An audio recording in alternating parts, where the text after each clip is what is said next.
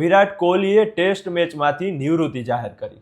વિરાટ કોહલી એટલે લાખો કરોડો ચાહકોનો પ્રેમ મેળવનાર, ક્રિકેટમાં શાનદાર પ્રદર્શન કરનાર વ્યક્તિ।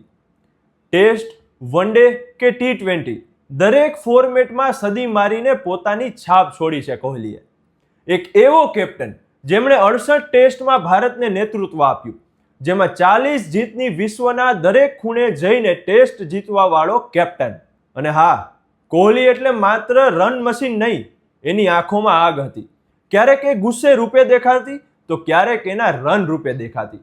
ટેસ્ટ મેચમાં પણ એમણે ઘણી બધી અચીવમેન્ટ મેળવી છે, તો ચાલો એમની વિશે વાતો કરીએ। 2023ની જેમ 100 આંતરરાષ્ટ્રીય સદી જે સચિન તેંડુલકર પછી બીજા ક્રમે છે। સૌથી ઝડપી 8000, 9000, 10000, 11000 અને 12000 ODI રન, 2011 વર્લ્ડ કપ વિજેતા, 2013 ICC ચેમ્પિયન્સ ટ્રોફી વિજેતા, 2014 થી 2022 ટેસ્ટ ODI T20I, 2014 થી 2022 ટેસ્ટ ODI T20 માં ભારતના કેપ્ટન તરીકે, ICC વ્હાઇટ બોલ ટુર્નામેન્ટમાં સૌથી વધારે સદીઓ, 2018માં રાજીવ ગાંધી ખેલ રત્ન, 2017માં પદ્મશ્રી, 2013માં Arjuna award, ICC player of the decade 2011 થી 2020 સુધી।